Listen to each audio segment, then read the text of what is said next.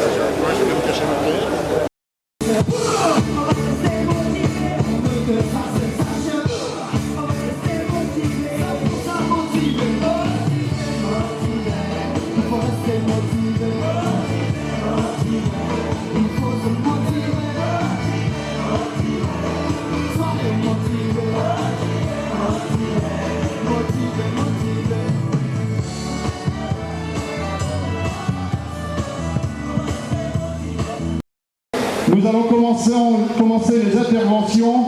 Yann Le Foll pour Force Ouvrière. Camarades, bonjour.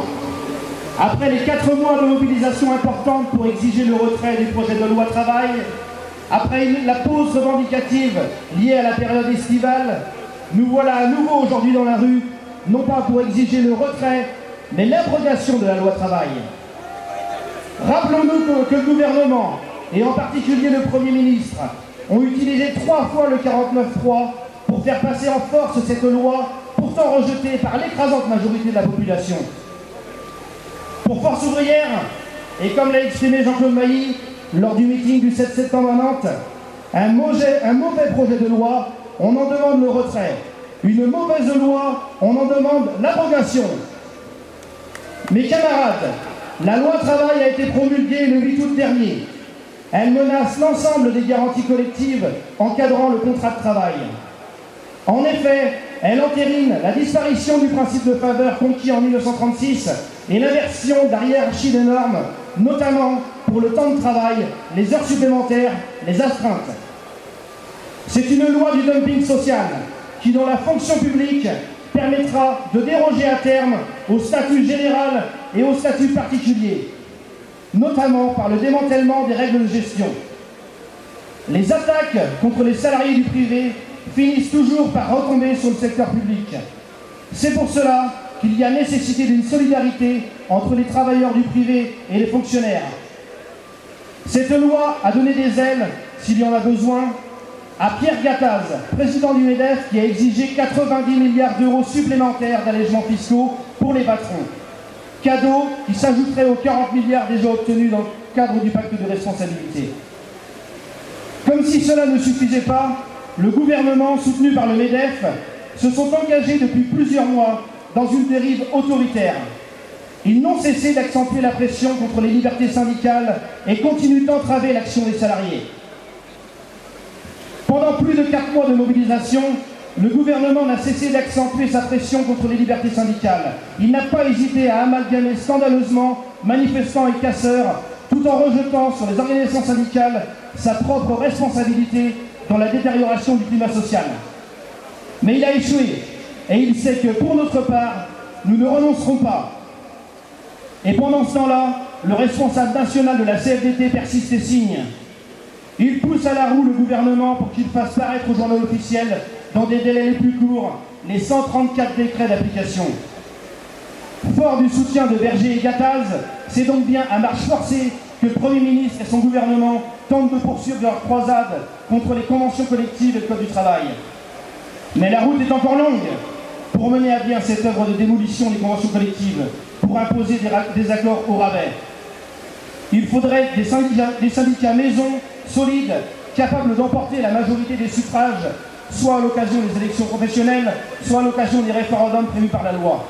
Et il faudrait tenter de disloquer le front des organisations syndicales qui résistent depuis le printemps, majoritaires dans la classe ouvrière et bien au-delà. Cette loi travail n'arrive pas par hasard. L'élément clé a été en 2012, quand le président de la République a accepté de signer sans condition le pacte budgétaire européen. Et sur le plan économique et social, il y a eu la mise en œuvre du pacte de responsabilité avec les 100 milliards d'euros cumulés donnés à Gattaz et sa bande. Alors mes camarades, oui, nous continuerons le combat pour exiger l'abrogation de la loi scélérate. Sans aucun doute, sous d'autres formes, telles que le terrain juridique avec des recours à plusieurs niveaux ou dans chaque entreprise où nous sommes implantés, pour empêcher la velléité de certains patrons à appliquer avec véhémence ces attaques envers leurs salariés. Une chose est sûre, mes camarades, la loi travail est et doit être le chewing-gum qui colle au basket du gouvernement. Mettons la pression, maintenons la pression, car ce projet de loi est inacceptable et il faudra obtenir son abrogation. Camarades, on ne lâche rien.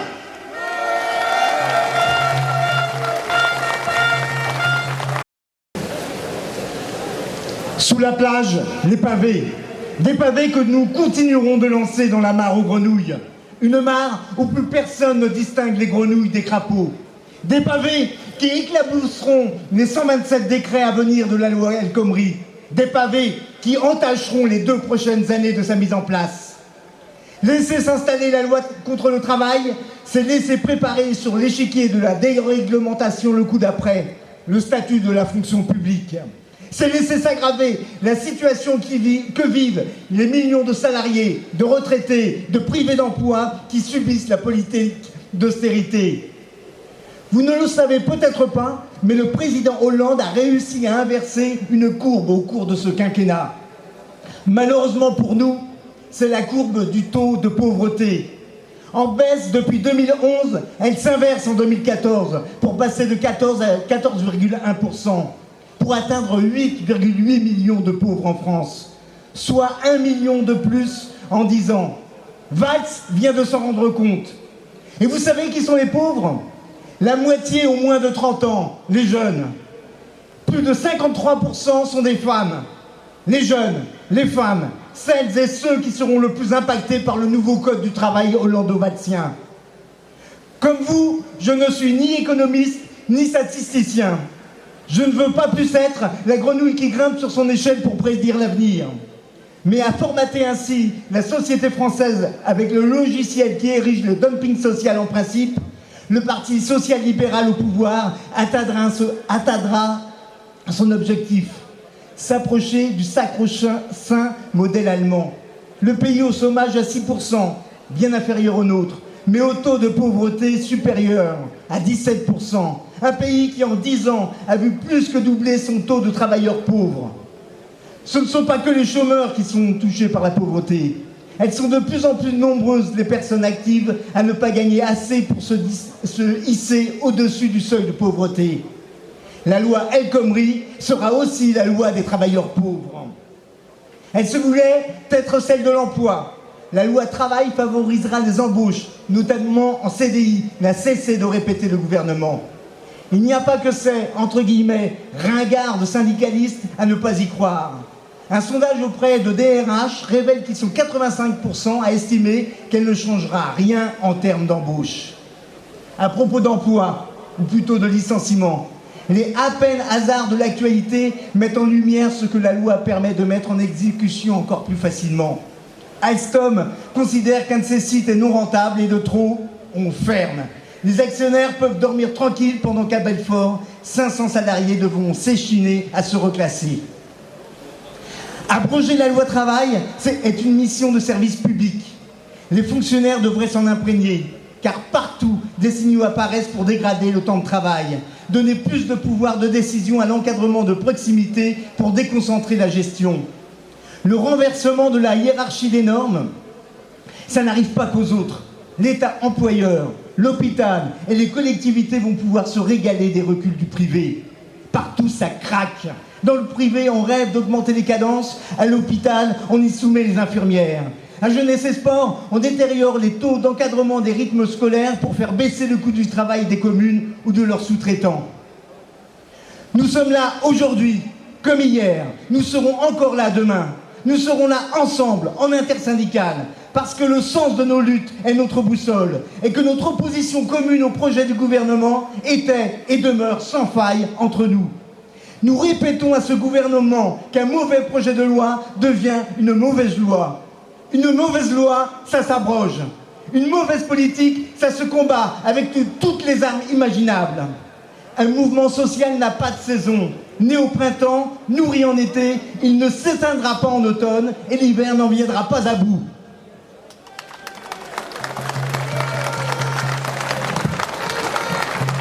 La parole est donnée à Cédric Turcas pour la CGT.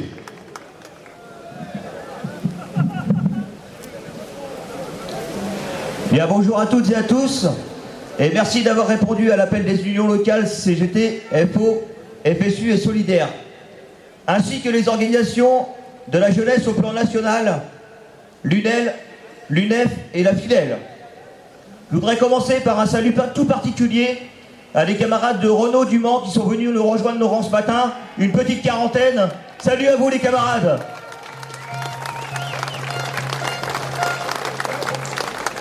J'espère que vous avez honoré comme il se doit le 80e anniversaire des congés payés en passant de bonnes vacances en famille ou entre amis, car ces temps de repos conquis en 1936 de haute lutte nous apparaissent aujourd'hui naturels et indispensables. Mais ça n'a pas été toujours le cas et le patronat ne désarme jamais face à nos conquis sociaux. Pendant ce temps, la trêve estivale a été destructrice pour les droits et les libertés. Les attentats terroristes ont permis au gouvernement de prolonger l'état d'urgence pour la 4e fois. La démocratie est donc en état d'urgence perpétuel. Pourtant, l'état de droit et les libertés individuelles et collectives sont les garants de la démocratie.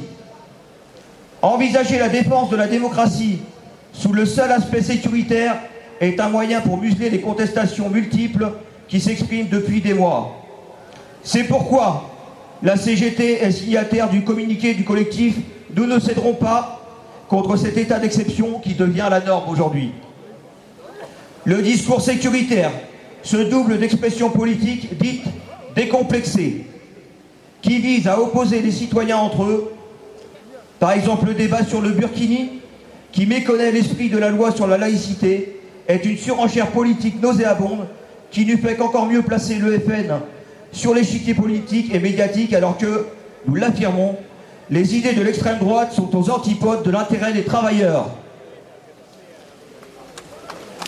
Alors que notre société vit une crise économique et sociale terrible, les valeurs de solidarité, de paix et de fraternité selon ses origines ou convictions religieuses doivent être réaffirmées plus que jamais pour faire reculer la barbarie et les inégalités. C'est le sens de l'initiative des 22 et 23 octobre prochains à Châteaubriand, renouvelée depuis 75 ans par la CGT et les forces de progrès. La mémoire de nos camarades fusillés par les nazis, parce qu'ils représentaient une opposition aux obscurantismes, parce qu'ils tentaient de construire une société solidaire, où l'argent ne dicte pas un avenir des peuples fait de précarité, de souffrance et d'inégalité, une société où la santé, le logement, la nourriture comme la culture sont les fondements d'un bien commun accessible à tous à travers des générations solidaires. C'est tout bonnement le programme du Conseil national de la résistance, mis en place après-guerre et que le patronat et la finance entendent éradiquer. Il y a une corrélation évidente entre le combat de nos anciens et celui que nous menons depuis 6 mois contre la loi travail, qui s'impose aux salariés et futurs salariés après une cohorte de recul des droits, les réformes des conditions de retraite, la loi Macron qui institutionnalise encore plus le dumping social, la loi Rebsamen qui remet en cause les conditions d'un dialogue équilibré dans l'entreprise. Je m'arrête là. Chaque semaine a eu son lot d'attaques contre les droits des salariés depuis 4 ans. Certains le disent, c'est pire qu'avec Sarko. Sans le mouvement d'épaule et l'outrance verbale, mais avec méthode et cynisme pour détruire les conquis sociaux et faire grandir le fatalisme et chercher des boucs émissaires parmi les réfugiés ou les travailleurs étrangers. Rien n'est pourtant écrit. Il y a des résistances. Pour les opposants que nous sommes à la loi travail en Loire-Atlantique, c'est près de 20 manifestations interprofessionnelles, dont une à Paris le 14 juin, de nombreux jours de grève, une multitude d'actions, de blocages, de diffusion de tracts, d'organisation d'assemblées générales, de débats publics.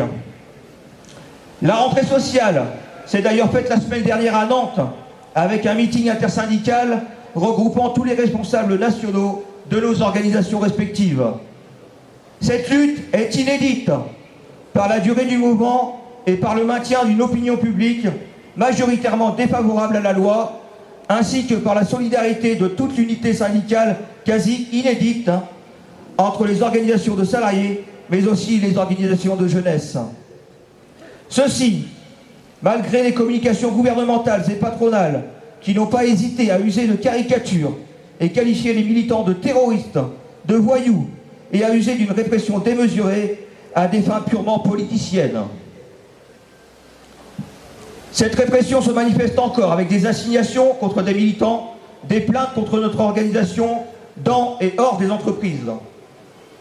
Ici à Saint-Nazaire, nous essuyons chaque semaine qui passe les auditions policières suite aux nombreux dépôts de plaintes des patrons des politiques locaux. Et comme on n'a pas l'habitude de se cacher, je vais vous les citer. STX porte plainte contre la CGT suite à une fusée d'artifice qui serait retombée sur le bateau égyptien lors de son départ de Saint-Nazaire. Belle aubaine. Stelia porte plainte contre la CGT suite à un mouvement du syndicat sur les salaires où un feu aurait causé des dégâts sur une pancarte d'accès aux livraisons. La SNCF, par 2 reprises, à Savenay et à Saint-Nazaire, suite au blocage des voies par les manifestants en colère. Enfin, et puisqu'on est devant, la mairie de Saint-Nazaire,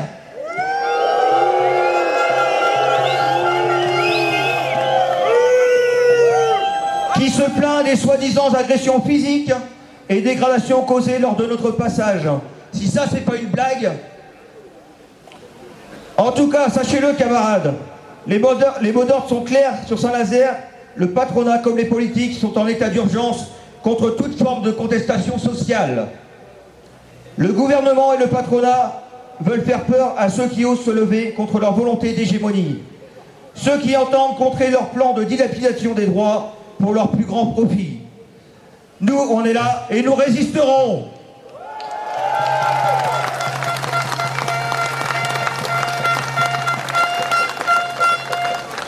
Qu'ils le sachent, ceux qui menacent nos camarades verront toute notre organisation se lever contre eux.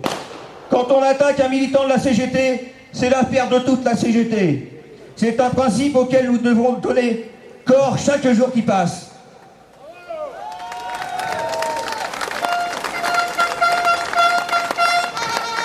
Le déni de démocratie de la part de ce gouvernement aux ordres du patronat ne nous arrêtera pas à coup de 49.3. La loi travail a été promulguée le 8 août, mais la bataille est loin d'être terminée. Cette loi est une incarnation du déni de démocratie sociale, car sans consultation des organisations syndicales et avec la majorité d'entre elles dans la rue, mais aussi la majorité parlementaire et citoyenne à 70% contre ce projet. Cette loi représente un des plus graves reculs sociaux de ces dernières décennies dans notre pays.